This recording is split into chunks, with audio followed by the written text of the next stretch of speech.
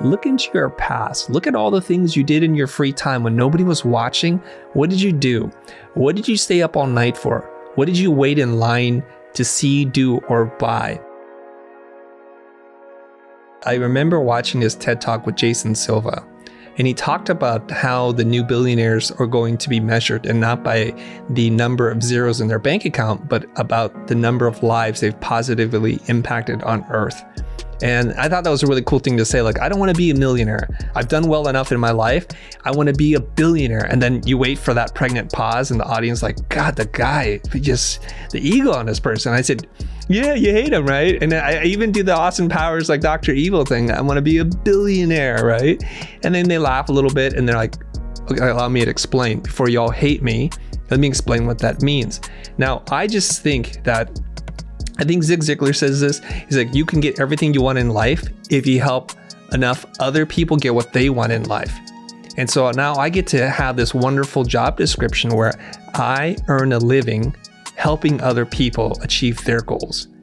And it's a wonderful feeling to have, and it galvanizes what we do. So there are tough days. There are dark days. There are those challenging days that you don't feel like getting up and getting ready to do what you do.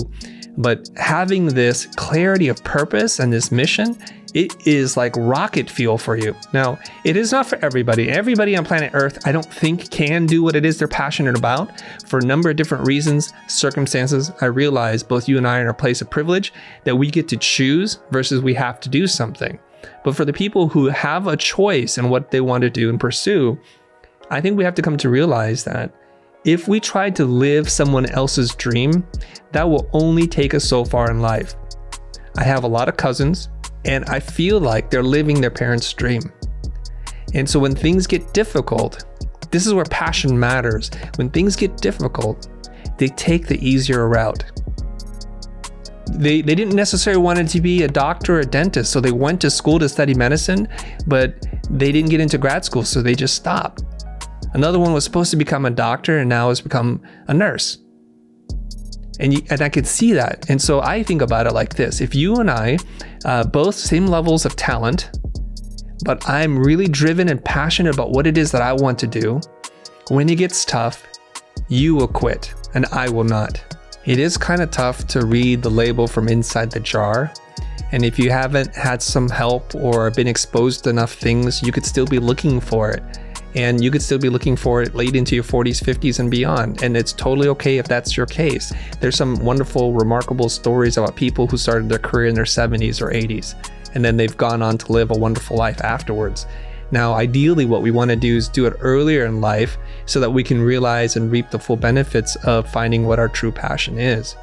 And I was reflecting on my own life, and I realized at many points, there were things around me and people telling me I should be this person, but I shut it all down. Like, I denied myself the pursuit of being a creative professional because I had this conception in my mind that to be a creative professional meant a lifetime of suffering and pain and just being poor and broke. And I didn't want that for myself. I wanted to have a piece of that American dream and live in that house I saw in magazines and wear the clothes that I saw as well.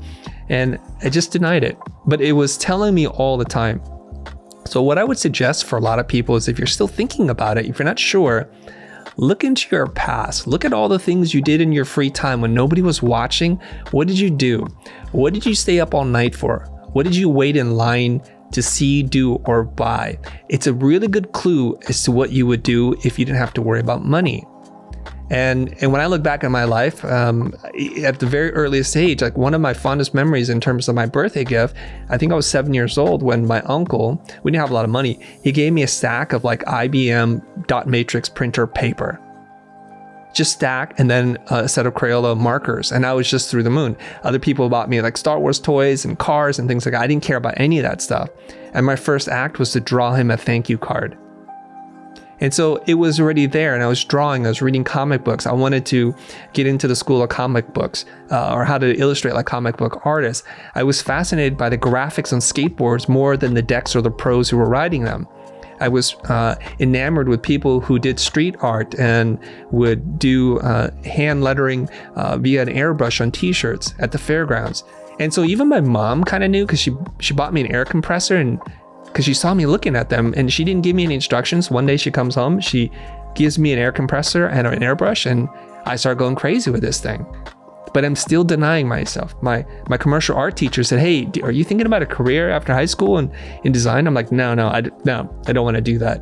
A family friend said, "Is this what you want to do? Because you have talent here." No, I don't want to do that.